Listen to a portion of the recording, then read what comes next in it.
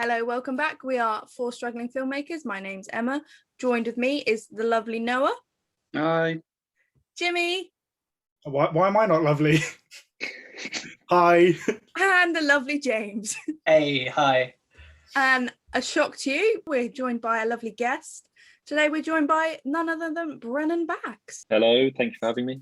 I know these guys from our film course, and I am also a struggling filmmaker. Though I didn't get the invite first time, so could have been 5, but bit rude. It's fine. It's fine. I'm over it. But I'm here now. I work in TV currently for a post-production house as a runner. So I just do anything and everything from painting walls sometimes. That was fun. That was a day I did. And then also getting people tea, coffee. But it's in the industry, so I'm lucky. Lovely. You're not really struggling, are you? Yeah, I was going to say, you're not struggling enough for this. Well, no, I'm not struggling in TV. I'm struggling in film, though. Does anyone have any film recommendations? I've got 3 different films for you. I'm going to rattle them off really quick. Napoleon Dynamite is a bit weird, but it was funny. I watched The Quick and the Dead, which is a Sam Raimi Western. It's got Leonardo DiCaprio in it and Sharon Stone and other people. Very good, very energetic. And what else did I watch? The Babadook. It was very spooky. James watched a film with Russell Crowe in it, The Quick and the Dead. Is that right? Is in that? Yeah, it's his first American acting role, that one. Well. I have seen his latest American acting role, which is in Unhinged. I went to see that when it first came out in the cinema, and I loved it. Yeah. I didn't even know it had a theatrical run. It was literally after the first lockdown, and it was just me and my boyfriend in the cinema. I imagine it was quite good in the cinema. You know, pretty tense. He does a nice southern accent. He's genuinely quite frightening. Does our esteemed guest have any good recommendations? I have a few just thinking about it. Anyone seen The Bad Batch? Yeah, yes. Star Wars. Yeah. Oh, the Star Wars one, okay. Oh, I thought you meant... Sorry, the Star Wars one on Disney Plus, like the new Clone Wars kind of like spin-off. No. How is it? It's very good, actually. The first 2 episodes are very good. And also Love and Monsters. Anyone seen that on Netflix? Seen it advertised? Oscar Henwick, yeah. That one is actually very good. Is it? I was surprised. I'm not big on like action or anything like that. So I was like, I'll watch it because it has a little bit of a romance element to it, which I'm a sucker for. No. And it was funny, it was like cutesy, it was like interesting as well. The action scenes in it are good. Like I would recommend it. I watched a film called Ran today. That was a good film. Akira Kurosawa. That's the one, yeah. Yeah, it got one of the best sequences in film history in it. Welcome to the show. Would you like to tell the audience what we're discussing this week? I believe, if I'm correct, we're struggling. We're not struggling. Yeah. We're talking about, well, we're going to struggle through this. We're talking about movies so bad they're good. Oh, he's got a book and oh my god! What a cover that is. I saw it. I was moving here, like for context for people at home. I've just moved to London, and I was going through stuff to bring, and I found this book, and I was like, "Well, that's perfect. That is." And I've just flicked through it, and there's quite some cool quotes and like different films I didn't even think about at the time. So I'm sure we'll get into that. I thought we might start with the history of it. Yeah. The history of bad films. Have you got it, Noah? Cinema started, films were good or bad. That's the history of bad films. You want to open with Edward? You either have to open with Plan 9 from Outer Space or The Room. Yeah. And we collectively know a lot more about The Room. So let's go. I've got a quote here from Edward. One is always considered mad when one perfects something that others cannot grasp. Oh, what a quote. Which is basically him saying, you don't get my films. Yeah. Basically, yeah. He never perfected anything in his life. Bit harsh. That's me. You didn't know the man, Jimmy. It's true. He's more famous than you'll ever be. Yeah, but if he went out to deliberately make something like that, then surely he achieved what he wanted to achieve. No, I have the utmost. Like, I'm in awe of Ed Wood. That man, I think, is potentially one of the greatest self-producers who ever lived. Like, he managed to, out of sheer force of will, get budgets together for some of the worst concepts you've ever heard of in your life. But he did it, like, particularly at a difficult time in sort of the early to late 60s. I suppose the Hollywood studio system had just fallen apart, so he had a bit of an advantage there. Things were opening up into the independent cinema market in a way that they hadn't been in sort of 10 years before. But he was just going to producers and talking them into these stupid stupid concepts, and they were buying it. Like in the late 1950s, he managed to sell a transsexual film. He convinced all of his friends to get baptized to get funding for a film. Like, he's an inspirational guy. He's so motivated. When did the code go out? Was that like the 68? Officially 68, yeah. Oh, I remember something. But yeah, but yeah, that means like in that time, then if he's getting a film made about trans in a time when the Hollywood Code was still in effect, like that means that he must have been doing something completely kind of just out there and was able just to, like you say, almost manipulate people to be like, give me money, let's make this. You would think so, but the people he was getting the money from were not national distribution people. These were films that were being shown at like road shows, unrated on on a state by state level, which is otherwise, you like, how the hell did these people get around these things? That's how complete, like, nobody ended up seeing it anyway. I think the guy who he showed the film to said, I sell trash of the lowest order, and I can't sell this. It's one of those things, like, do you think he set out to make bad films? Because I know people do have a lot of passion behind what they're doing when it comes to making a film, but then you get like a bit of the murky waters with so bad they're good films, because there are some films that are made to be so bad they're good films, and some just become them because of the way they're made. I think Ed Wood, Tommy Wiseau, which we'll move on to at some point, also is kind of that ilk of wanting to make something and then their vision being just a bit weird and not very well executed. I think that's an interesting point, because I think films that go out of their way to be bad, like make a conscious effort, sometimes they miss the mark in terms of when we talk about Tommy Wiseau. Like, even though he might say, it was all a joke, it wasn't. That was a genuine attempt at filmmaking, and the reason why it's bad is not because he went out to make it bad, it's just bad because it's bad. Whereas the films that are like made to be bad, like, movie 43, epic and scary movies and things like that, they can be funny, that I wouldn't consider them movies. They're so bad they're good, because they're too conscious. No, I think you're right. Like, in terms of, it's almost like an underdog story, and I think us being British, we love an underdog. So we love the fact that someone's gone out of their way to make, like you just said, this feel like Tommy Wiseau's gone out of his way to make The Room, and then it just is a flaming disaster. And then we watch it, and we're like, we kind of fall in love with it, because we're like, it has those, you're trying to find bits in it that are fun, that are different, that are unique. But then when you watch a bad film, because there's so many more bad films than there are good films. Like, you can watch probably 100 new films you've never seen before, and I would bet that most of them will be bad if you're just going randomly, if you're just picking random films, because there are ideas that you're just like, how did that get made? Why did the script's bad, the acting's bad? But in like a film so bad they're good, literally everything is bad. The acting, the script, the camera work, the editing's terrible. It's almost like, how did they watch this and think, yeah, it's ready? Funding is a big part of how good or bad a film can be. But it's all, I think a lot of the best so bad it's good films are ones that had the funding and are still really bad. Like The Room had a pretty decent budget, didn't it? But it was all his own money, wasn't it? Yeah, no, completely. Oh man, the budget for The Room, that's a whole nother can of worms. Yeah, I think what he did was, The Room was originally going to be a play that he written, and then he adapted that into a screenplay.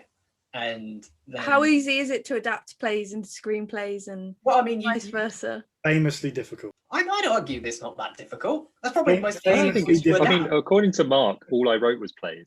So yes, true. I mean, is it subjective? Is what's a play and what's a screenplay subjective? I would say yes. Yeah, I think so. I mean, they do look different. Obviously, like the actual practicality of writing a screenplay and writing a play is different, even down to the format. But like me and Mark was our screenwriting professor. Me and Mark just talked about this. He was saying, "Oh, this is too play-like," but then stuff like The Breakfast Club is technically a play. Like, if you want to be pedantic about it, you could easily just put that on a theatre stage and do it word for word, because there's not many there's not a lot of set design needed. They're mainly in one library room for the whole film, other than when they go runabout in the school. So if you want to be pedantic, there's probably not a lot of difference really. And The Room, I could see it being a play first, like just with how basic the set design was. There's Like, barely any cinematic elements to Yeah. The Room. yeah. Like, he goes to different locations briefly. Yeah. But it's That And I feels almost like feel that like was in The Room. forced, though. Yeah, Him and I going also to feel different like locations was he forced. probably wrote in the extra locations when he was writing the film, because he was like, well, 100%. now I'm free to go do what I want. So Yeah. that's the biggest difference. I think a play, you are limited on your set, so you have to be semi clever on kind of like what can and can't you do. With a film, it would be like, oh, just go do anything, especially now with CGI. It's the visual element, isn't it? Which links in entirely with that. A plays are very dialogue heavy, like you said, pretty much one location or just a couple of locations. Whereas films center on action, the birth of film is silent cinema, isn't it? Where it was all action. There was literally no dialogue except for intercards or whatever. And I think that's the big difference. The Room, I think it's an interesting film to talk about when we talk about bad films, because I don't think anyone could say it was a good film. No. Like, if you have everyone's criteria of a good film is different. Yes, correct. But like, I think anyone's criteria, this wouldn't tick a good film. It's objectively bad, which is. But film isn't objective. Yeah, but this film is objective. Yeah, but there's no such thing as film subjective. Yeah, but this film is. But what we're saying is that everyone would probably find it a bad film. Yet I'm pretty sure most people enjoyed it. I think all of us here enjoyed it. Am I correct in saying? It is one of my favourite films. It's the best thing James has ever shown us. During uni, I think it was one of Claire's units that she was teaching. One of the weeks she was going to do, not necessarily so bad as good films, but cult films in general. And I think some of the picks was, I think Plan 9 from Outer Space was one of them, and Pink Flamingos was another. Yeah. And then I came forward and I was like, have you heard of The Room? And she was like, no. And I'm like, oh boy, can we do that, please? And she was like, yeah, all right. Completely not knowing what she was getting herself in for. And then we all watched it together on the same day. And oh, man. And I think that's a good point as well. These films, So Good They're Bad, are better when they're watched as a group than on their own. So does the fact that they're so bad they're good, is that dependent on how you view it? It's one of those things where you kind of are in this together. If you were watching The Room by yourself, I mean, I don't know about James, but if you were watching The Room by yourself for the first time and you didn't know anything about it, you'd be sitting there and you'd probably switch off after 30 minutes, because you wouldn't have that kind of interaction with someone to be able to say, what is this? What are we watching? And you wouldn't be able to laugh, because I feel like laughter is one of those things where if one person's laughs, someone else laughs, and then someone else laughs, and it just goes around the room, where The Room is, from my perspective, isn't trying to be, because it's not trying to be funny. It's almost like you don't know whether you should laugh, and it's easier when someone else laughs, you laugh, and it just relieves that tension of being like, okay, well, this is just weird. It's bathos, isn't it? Which every week I get bathos in the somewhere. Yeah, no, I haven't made it up. It's real, I swear. But it's the mood whiplash between something trying to be serious. The whole film is a mood whiplash, isn't it? There are so many just random lines and plot lines that just go nowhere. Like, things are just brought up and dropped on a whim. Like I have one of my breast favorites cancer. is the breast cancer bit. Oh yeah. One line is all it gets, and then it's just brushed away like it didn't even happen. And I like the fact that they changed the actor for one of the characters right at the end and hope no one notices. You know what? Yeah, and they introduced that new guy at the end who's just there at the party with major lines, and everyone's like, "Who? Who's this?" And that's an obvious filmmaking and script failure, but it works because the film beforehand has been so bonkers. You're just like, "Oh, okay, that's fine." It sets the tone from the very beginning, though. Like it sets out, even though he's not done this deliberately, but he from the very beginning to the very end, it is consistent. It's just consistently shit. It's just consistently so bad. So that's why I think you get into it, and as a group of people watching it, you kind of you realize, oh, okay, this is what it is. Whereas I feel like this is where the difference is between bad films that are good and bad films that are just bad, is that they're so inconsistent they'll have moments where the acting would be good, or where the script will be good, or the action will be good, or the camera work will be exceptional, the editing, whatever it is, there'll be moments where you're like, well, you obviously can do it. Like, you obviously have the ability to be able to do something good. You just messed up with the overall film, whereas this is just bad from beginning to end. I don't really watch films that are so bad they're good. Like, I don't find it particularly enjoyable. But as you're saying, like, it's not something I would do by myself ever. But then it's funny because we've got a film that's really, really bad that is good, and then we've got a film made years later, a proper film, The Disaster Artist, Proper film. kind of making fun of it. Yeah. I don't know if it is it making fun of it? No, it's well, I thought it was like it's supposed to be an adaptation of the book of how it really happened, but Yeah. it's very watered down. They make it the underdog story, as Brennan was saying, like make an underdog story about this guy who, like, against all odds makes a film, even though it's very good, he still isn't very good even. I almost feel like it's like more of like a homage to Tommy Wiseau, like kind of. I watched The Disaster Artist, I didn't get the impression they were taking a piss out of it. But I didn't get the impression they were like made by fans. Like, yeah, James Franco, Seth Rogen, they went to screenings and they enjoyed the film for what it is. There's definitely bits where we are laughing at Tommy Wiseau, or we're laughing at the 100%. But you're right, it's almost like a fly on the wall type thing. It's pretty neutral in its presentation. It's just showing you, it's more like an insight into Wiseau as a human being, if he is indeed one, rather than a complete bashing of his work. I might be wrong, but doesn't the film end with close up of Tommy Wiseau, like kind of getting teary after his screening? Yeah. Does it? Probably. I think it might not end like that, but there is a shot of kind of making him more human. Yeah. And this is getting into like kind of film theory, but like the shot isn't mocking. It's more of kind of like bringing a human side to Tommy Wiseau, because it's showing a close up of his face, realizing that actually people do enjoy his film, not for what it was. Sorry, not for what he wanted, but for what it actually was. And I think that's almost like a kind of a nod to him being like, yeah, all right, you might not have done it properly, but you did something. The mystery, if you read the book that The Disaster Artist is based on, which I heavily recommend because it's great, there's a lot of mystery about where the money that he gets comes from. It's like he owns a lot of different side businesses, and it's never really clear what country he's from. And like for all of the equipment for the film, he didn't hire it out; he just bought it outright. What? The budget is estimated to be in the multiple millions, isn't it? Yeah, it is a very expensive film for what it ended up being. We need to talk about the Greasy Strangler. The Greasy Strangler. But it's not so bad, it's good. It's just so weird that as I said to you the weekend, I don't know how I feel about that film. I don't know if it's good or bad. It transcends everything. Did you ever watch it, James? No, I haven't, but it did remind me of a point I was going to bring up. I'm not sure if you want to do it now or later, but like there are films which I've seen which are so weird that I can't necessarily rate them as good or bad, but they kind of fall in the category of so bad they're good if I like them enough. And I think Greasy Strangler for you guys applies, and for me, I know some people are going to be vehemently against me saying this, but David Lynch almost. I thought you might say David Lynch. Yeah, it's like Eraserhead and some of his other things that he's done like don't necessarily gel with me in a way, and I don't think they're necessarily good.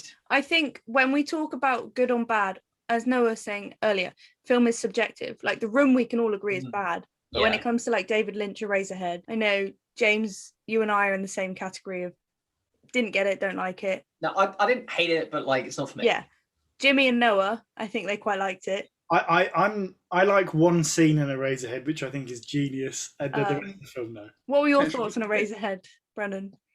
Well, the problem is with David Lynch, if as soon as you say anything bad against David Lynch, film nerds seem to come out and be like, you cannot say that. But this is the problem. Like, I think there's certain films and people that even if you don't like them, there's so much of kind of a positive kind of outreach on them from film lovers in general that it's almost impossible to turn around and say like Eraserhead is a film so bad it's good. Do you know what I mean?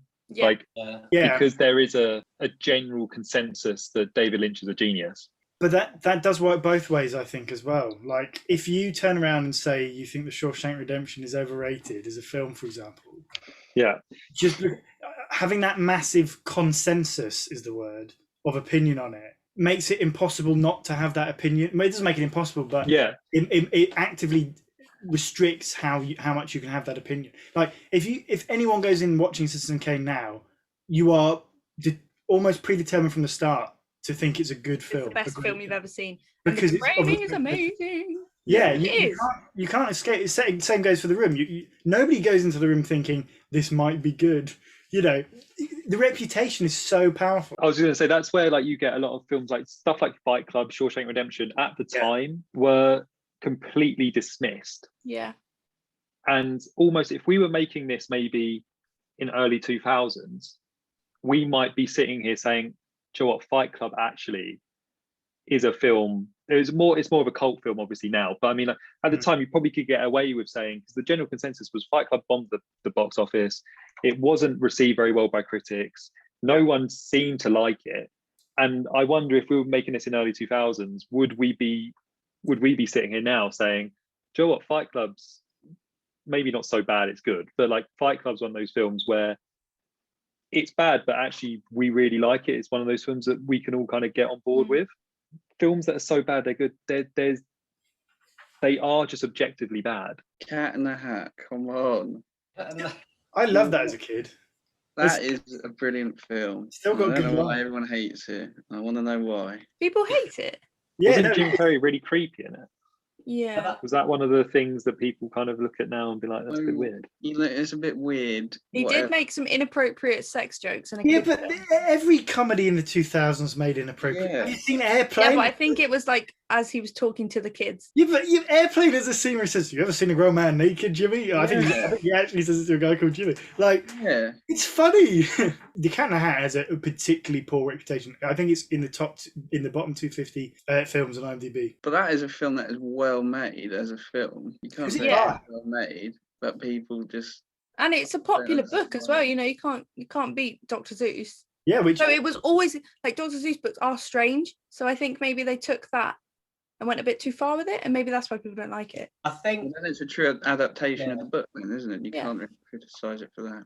well, I heavily disagree on that front because I mean, Dr. Seuss as a whole is, very eccentric books that I really enjoyed when I was a kid. And I'm not ashamed to say I liked Cat in the Hat and The Grinch and stuff when I was younger as well. And but Green to Eggs say and that they're good Ham. adaptations of the book, oh, fuck no, not at all. there's no like- plot to begin. Why not? Because they're very Hollywood. Well, I would say Hollywood. Wait, were you including the Grinch in that?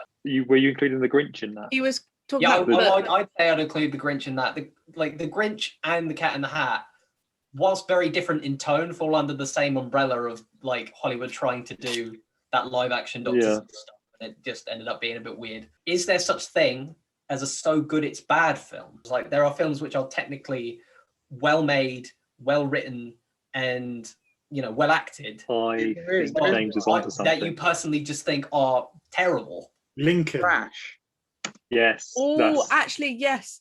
There are some really good made films that are just trash. Yeah, so like a The couple of Revenant. weeks ago, we did critically The Re- acclaimed films which we don't like. That kind And of we did falls talk under about that. The Revenant and that. Yeah, but that's just more. That's more objective than subjective.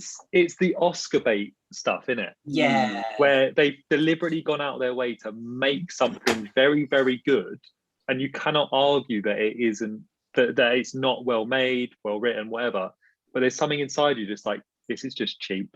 This is trying to make me cry. This is trying to make me feel bad. This is trying to kind of pull at my heartstrings, whatever. On your point, Brennan, I think you can feel that these films that have been made to win Oscars are lacking some life and soul. They Not are enough heart to them.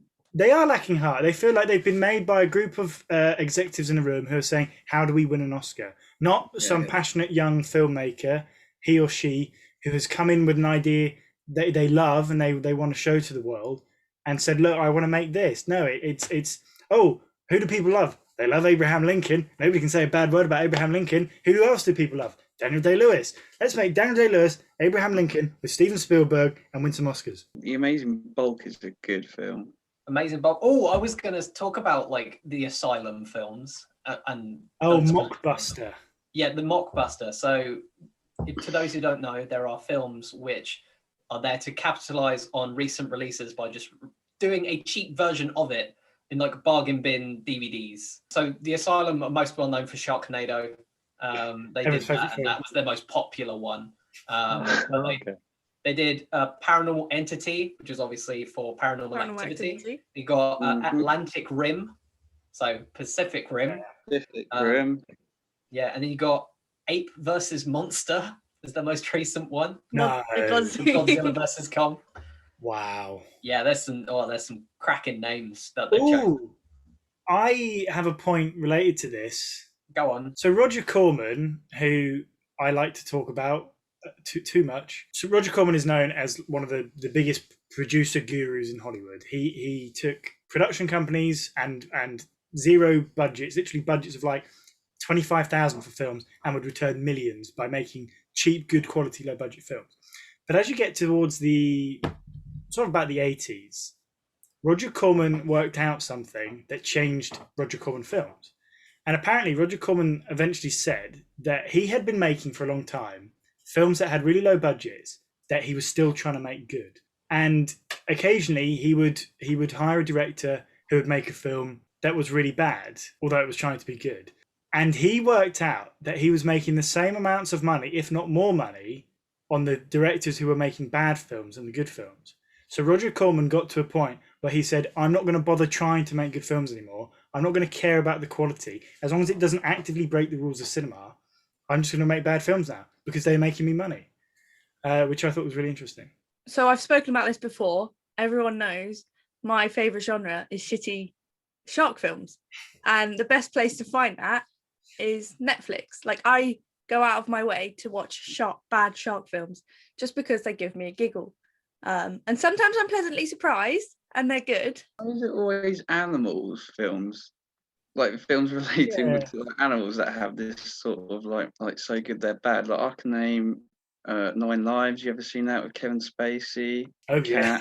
I've seen another film with Eric Roberts playing a cat. The next sort of line to explore is the difference between guilty pleasures and so good they're bad. Yeah. And at what point does it merge? And what is the difference really? I don't think there's much difference, to be honest. Okay, yeah. It kind of comes back to, again, that objectivity versus subjectivity argument of like, there are definitely films out there which people will enjoy, like general consumers who will just watch a film for it to be a film and nothing else and be like, oh, that was a good movie, without really going further forward about why it's good or why it's bad. They just want entertainment. And I feel like guilty pleasure films for us kind of maybe fall under that bracket a bit more of just like mindless, just numbing action of just noise and just insanity. That's why people like Fast and Furious for reasons that I still don't get. I think from our perspective, because we enjoy film, we know, and we've studied what makes a good film, the kind of the objective nature of film studies. Guilty pleasure is a great way of saying, I know this film is bad, but I still like it. Like, if any of us, for example, which there'd be no problem with, loved the Transformers franchise, we'd probably all feel like we'd have to say that's our guilty pleasure. You know, because of the company we're around and because we studied film. Yeah. We feel like we can't say no. I like it on its own merits. One person who's been pretty outspoken about what some people may perceive as a guilty pleasure is you, Brennan, with some of your favourite films. Grease 2 is a very difficult one because I'm very much aware that it is disgustingly bad. Like, it is terrible, but it is so catchy. The songs in it, all the songs are sexual innuendos. Straight away, like I will always back myself when someone says, "Oh, Grease is amazing," whatever. I do agree. I love Grease. But the songs in Grease 2 are way more memorable than the ones in Grease. 100%. And that is true. And I can guarantee, if you were to watch Grease 2 now, I bet you could recite, you would say, I like that song, that song's funny, that song's great, whatever. more than you would with Grease. It's just completely mad. They go bowling, and bowling all the line time. the line is we're gonna strike tonight, and basically they're just going around being like, and then they like grinding on each other. And it's all, the strike is having sex. Like it's just this every song is a sexual innuendo. But the cool thing about Grease 2 though, that is kind of ahead of its time, is the director was a woman, and the director, that was arguably the biggest production budget a woman had ever been given in Hollywood. Really? Yeah. You actually look it up. You look it up, and the woman was a choreographer on the first Grease, and she was given the reins to direct Grease 2. And if you look at it, like the amount of money she was given was actually a fair bit, and a lot of kind of academics have written about it and said that actually the amount of money she was given was actually one of the largest budgets at the time for a woman. And it's just annoying. I feel like that's kind of forgotten about, because if the film had done well and like everyone loved it, Michelle Pfeiffer was in it, and it literally was going to kill her career apparently. Like people turned around and said that's her career done, finished, no longer in Hollywood. Wow. And I feel like it would have got a lot more credit on that end if it just wasn't so bad, because I can admit it is a very, very bad film. Neil We don't Breen. necessarily Wait, but Neil Breen does everything though, doesn't he, James?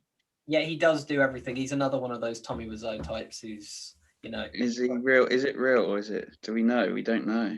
It's never outright said. He's just No, it's not. he's a lot more weird than Tommy Wiseau in terms of. Does anyone else know what we're on about except for me and James? Yeah, I saw that film Fateful Findings that you made. Yes. I Jimmy, didn't we that's all a have to brilliant watch it? film. We watched it as shit film night. Yeah. It's so good.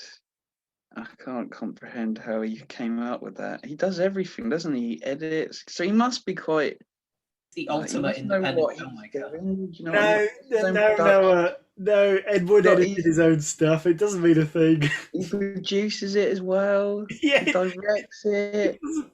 We haven't mentioned our favourite spy film. Spy Kids. No, Austin Powers. Oh, Yeah, but Oh, but I don't think parody counts, does it? no, it doesn't. I don't know. I know we were saying self-aware doesn't necessarily work, but like, come on, you got to have a film like Austin, like Scary Movie. I agree, but like a film like Austin Powers. Yeah, but isn't that a good film? No, it is. yeah, I think Yeah, I don't know if you'd class it as a good film. Okay. Yeah, I feel like the thing is with parodies is they're poking fun at films which are bad and tropes in films which are just poorly done. Similar to how when you laugh at a so bad it's good film, you're laughing at how bad the general gist of the film is. And the parody angle is kind of similar. Like last week, we briefly touched on Black Dynamite, and there's films in that which kind of replicate the poor filmmaking of some of the blaxploitation films of the 70s and 80s. I had another example, Daniel. You know Team America? And you have the marionettes, so they're basically doing a play on Thunderbirds and all that. And they have the fight scenes where it's literally just them just whacking against each other on strings, which is not done very well, but it's done as a joke. But with So Bad It's Good films, you have it done and played completely straight sometimes. And that's why they're not as self-aware. That is the key difference, I think, that So Bad They're Good, you're laughing at them. Parody films, I think you're definitely right, that they are funnier when you understand what they're kind of laughing at. Because if you kind of go into a parody film, you might sit there and be like, this is terrible. If you don't understand that Team America is taking the piss out of Thunderbirds, like if you don't understand that for whatever reason, and then all of a sudden it just completely goes over your head. And I think is when you're a bad comedy, nobody likes you. Like, yeah, Meet the Spartans is one of the worst rated films of all time. If you're bad and you're a bad comedy, you are the lowest of the low because you're not even funny. I don't know what I'm saying. It's just really bad. It's like melodrama. I think melodrama applies itself to So Bad They're Good, yes, the best. Absolutely. By far, because it's one of those things like you just said, like comedy. When comedy's bad, comedy's just bad. Like it's very hard to kind of change comedy and kind of look at it from, okay, that wasn't funny, but this about it is funny. Because whereas melodrama, there's that, like The Room is the best example of kind of the melodrama going wrong, where he's trying to make a point, he's trying to kind of tug at your heartstrings, but it's having a complete opposite effect. That's a key aspect of it, because it's taking itself so seriously about Yeah. stuff you cannot possibly take seriously. I think that kind of with films that are so bad they're good, it is like, no, it is right, like it is just subjective in terms of kind of what I might see as one of those films that kind of you guys see as bad, I see as good. That makes it so bad it's good for me.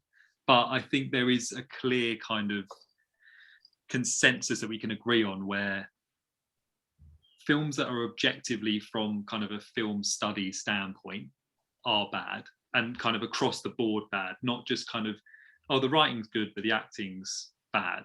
I think it has to be kind of from start to finish consistently just terrible.